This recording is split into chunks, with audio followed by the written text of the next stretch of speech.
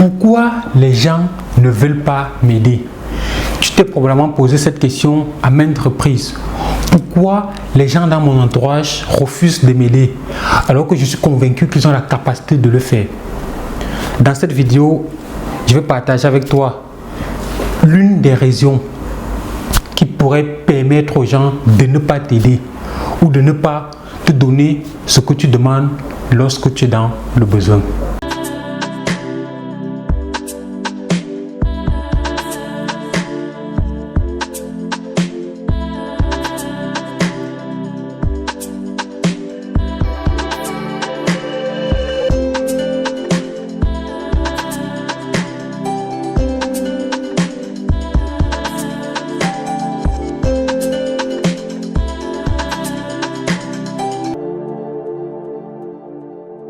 Salut à toi, moi c'est Valdez Photo. Ici on parle de business, on démystifie le processus d'enrichissement, notamment au travers de la reprogrammation mentale aux stratégies et opportunités d'affaires concrètes. Bon, tu as 4 choses à faire. Tu t'abonnes, tu actives la cloche de notification, tu likes et tu partages pour qu'ensemble on puisse apporter notre contribution à l'émancipation et à l'indépendance financière sur notre continent. Pour ceux qui sont au Cameroun, j'ai une excellente nouvelle pour vous. Le 12 août 2022, la maison d'édition Argent Livre organise une méga conférence sur l'écrivain. Bon, c'est le week-end de l'écrivain. Je t'invite à participer le 12 à l'hôtel Franco à partir de 14 h pour qu'ensemble je te montre toutes les pépites qu'il y a dans mon ouvrage intitulé Le QCM de l'entrepreneur africain. Ceux qui l'ont lu savent que c'est du tonnerre, c'est de la bombe. Bon, je t'invite à être là le 12 août prochain à 14 h à l'hôtel Franco pour qu'ensemble je te dévoile toutes les pépites qu'il y a à l'intérieur. Ceci étant fait, revenons au vif de notre sujet. Tu te poses très souvent la question, pourquoi est-ce qu'on ne t'aide pas? Pourquoi mon oncle qui a assez d'argent ne m'aide pas? Pourquoi mon ami qui a assez d'argent ne m'aide pas? Je me posais aussi cette question, mais lorsque j'étais jeune, j'ai vécu un événement qui m'a traumatisé. J'ai vu un être vivant mourir sous mes yeux parce que personne ne lui est venu en aide. Mais ce qui a marqué mon attention, c'est tous ceux qui étaient là voulaient bien l'aider, mais ne se sont pas décidés à aller le faire. Pourquoi? Je vais vous raconter une petite anecdote à ce sujet. Lorsque j'étais plus jeune, je vendais dans une boutique. Cette boutique appartenait à mes parents. Moi, j'allais là-bas vendre pendant la journée. Et l'une de ces matinées, il y a en face de la boutique, il y avait un immeuble. Dans cet immeuble, il y avait des chiens vraiment, des chiens, je dirais, sauvages, des chiens méchants. Ce genre de chiens, lorsqu'ils coupaient la chienne ou lorsqu'ils étaient en liberté, ils semaient la panique. Si vous passez des environs, ils vont essayer de vous chasser, de vous effrayer. Bref, c'était le genre de chiens qu'on n'aimerait pas avoir à faire. Ils m'ont effrayé, ils m'ont menacé plusieurs fois. Bon, ce sont des chiens qui étaient vraiment méchants. Et cette matinée, ils étaient enchaînés comme les journées. En général, ils étaient enchaînés et c'est en soirée qu'on les déchaînait. Ce jour, le propriétaire il les a enchaînés. Jusqu'il a enchaîné certains au 2e étage. Bon, on l'a enchaîné au 2e étage au niveau des balustres. Bon, il y avait les balustres, on a mis sa chaîne dessus. On l'a enchaîné dessus. Et il y a certains chiens du secteur qui sont venus, ils ont commencé à aboyer. Ils aboyaient. Et le chien, celui qui était enchaîné en haut, il a oublié même qu'il était enchaîné. Bon, il s'est mis à aboyer. Un temps, il a fait un mouvement qu'il a projeté. Bon, il a traversé les balises. Il a sauté le long des balises. Et ne pouvant pas atterrir, puisque sa chaîne était éventuellement courte pour cela, il s'est retrouvé pendu. Il était pendu parce qu'il a sauté les balustres Et sa chaîne, comme elle était courte, il ne pouvait pas toucher le sol. Il est resté suspendu à l'air, pendu. Et il a continué à aboyer. Cette fois-ci, pour qu'on puisse l'aider à s'échapper ou bien à ne plus s'étrangler, parce que c'était le cas, il était en train de s'étrangler progressivement. Nous, les jeunes qui étaient là, nous avons observé la scène.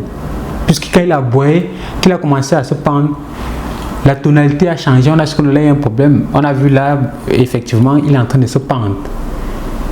Nous étions dans l'embarras de choix. On s'est dit, est-ce qu'il faut aller le déchaîner ou est-ce qu'il faut le laisser mourir? Ou espérer que le propriétaire arrive par là et le déchaîner? Nous étions tous d'accord qu'il fallait aller le déchaîner ou essayer de le sauver. Mais il y avait une question qui nous préoccupait. Tous. Ce chien, à le connaître, c'était l'un des plus dangereux de la troupe. Est-ce qu'en allant le déchaîner, il n'allait pas se venger chez nous? C'est-à-dire on le déchaîne et il s'en prend à nous, comme si c'était nous qui avons essayé de le tuer, par exemple. C'est cette question qui nous a tous refroidis. On a dit, tiens, en allant le déchaîner, la situation peut se retourner contre nous. Il essaye plutôt de nous dévorer parce que c'est un chien méchant. Je vous ai dit plus haut parce que c'était vraiment déjà les chiens qu'on n'aimait pas le croiser sur notre chemin. Bon, c'est la question, nous sommes tous restés comme ça avec les autres jeunes qui vendaient devant la boutique. Même certains passants, on regarde là, on le voit et il est en train de s'étrangler, il était là, il se pendait. Mais qu'est-ce qu'on devait faire? Aller essayer de couper peut-être sa chaîne, s'il peut tomber et retrouver la vie. Ensuite, s'attendre aux représailles parce qu'à le connaître, il devait vous chercher à vous dévorer même sur place. Bon, c'est dans cette peur qu'on a décidé de ne pas agir, de le voir mourir sur sa chaîne à petit feu. Bon, il a essayé d'aboyer jusqu'à rendre l'âme. C'était une situation triste parce que voir quelqu'un mourir parce qu'on a peur de la représaille. Ça m'a terrifié. Voir quelqu'un mourir de la sorte. C'est plus tard en soirée que le propriétaire il est arrivé. Le chien était déjà mort. Il a retiré des balustres, il a retiré sa chaîne et on ne pouvait rien faire. C'est après cet événement tragique que je me suis dit, tiens, souvent vous voulez bien que les gens vous aident, que les gens peut-être puissent investir dans votre business, que les gens puissent vous épauler. Mais mettez-vous aussi à leur place. Posez-vous la question, quelles sont les craintes qu'ils pourraient avoir en m'aidant? Est-ce qu'il ne se dit pas que je peux mettre l'argent et puis donner mon argent à ce monsieur ou à cette dame et qu'elle ne me remette plus jamais? Est-ce que c'est quelqu'un d'honnête? Est-ce que c'est quelqu'un de fiable? Quels sont les risques que je prends en lui donnant mon argent? Quels sont les risques que je prends en venant en aide à cette personne? Et essayez de répondre à ces craintes parce que si vous vous mettez à leur place, vous allez leur donner des garanties qui pourront lever les verrous. S'ils ont peur que vous allez les arnaquer, essayez de mettre en lumière les garanties qu'ils pourraient avoir. Peut-être que bon, si ça foire, je prends ton argent peut-être pour investir dans un business. Si mon business foire, comment est-ce que je fais pour te rembourser?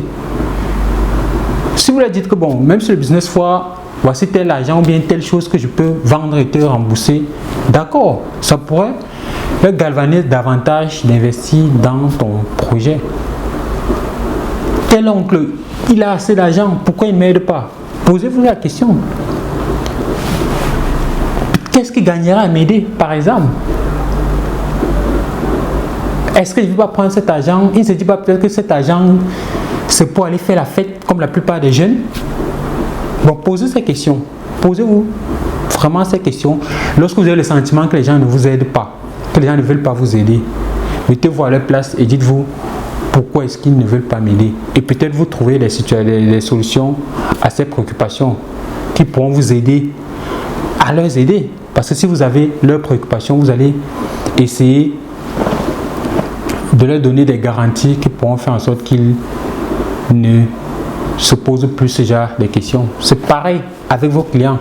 Lorsqu'un client il a du mal à prendre votre situation, posez-vous la question.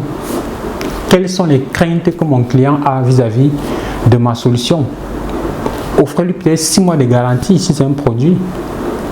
Ou bien s'il n'est pas satisfait, il sera remboursé. Donnez-lui des garanties pour qu'il sache que non, je ne risque rien. Ça, c'est une offre irrésistible. Pourquoi est-ce que je ne mettrai pas peut-être mon argent ici pour bénéficier de cette offre? C'est ce que je voulais partager avec vous. Dites-moi dans les commentaires ce que vous en pensez et ne ratez pas le rendez-vous du 12 août prochain. Le week-end de l'écrivain, ça sera exceptionnel. Il y aura des grandes personnalités à rencontrer. Vous pouvez vous faire du réseautage parce que les milliardaires du pays seront là. Je ne vous en dis pas plus. Cliquez sur le lien qui est juste dans la barre de description et vous aurez plus d'informations vis-à-vis de la cérémonie. Moi, c'est Valdez Foto, auteur du livre Le QCM de l'entrepreneur africain. Je vous donne rendez-vous le 12 et 13 août 2022. À très bientôt.